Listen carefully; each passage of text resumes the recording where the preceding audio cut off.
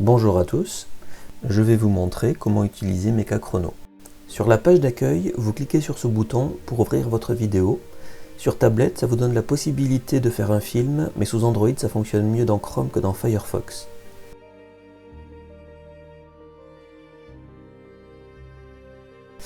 Il faut indiquer le nombre d'images par seconde de la vidéo. Si vous ne connaissez pas cette valeur pour votre caméra, un clic droit sur le fichier vous permet de trouver cette valeur.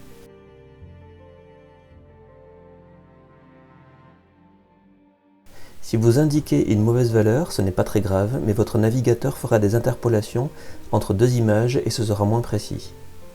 La deuxième ligne est importante, c'est pour savoir toutes les combien d'images vous voulez faire un relevé de position.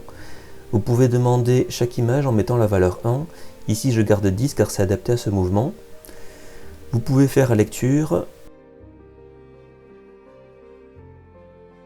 pause, vous déplacez ici toutes les 10 images puisque c'est ce que j'ai choisi. Ou image par image. Le mouvement qui m'intéresse est par ici. L'acquisition peut démarrer avec une loupe qui permet de bien viser.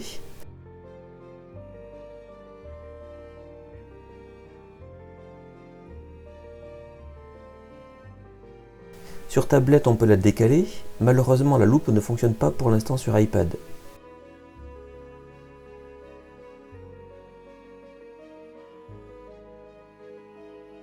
On peut maintenant regarder la trajectoire se construire pendant le film.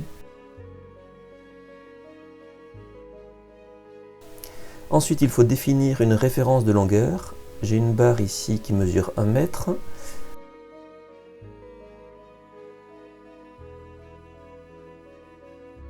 Dans le tableau, on trouve toutes les valeurs.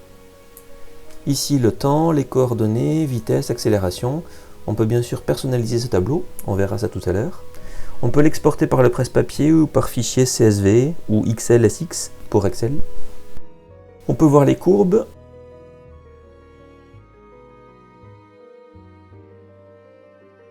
On peut zoomer en traçant un rectangle ou avec deux doigts sur tablette.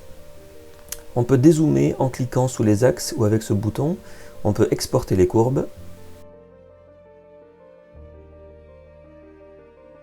Ici, la configuration, les valeurs à exploiter, les formats d'export du tableau, l'abscisse des courbes, des réglages divers et les onglets.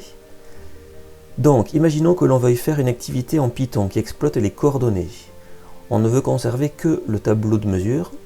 On enlève la vitesse et l'accélération des valeurs à exploiter. On enlève tous les onglets sauf le tableau. Et on clique sur ce bouton.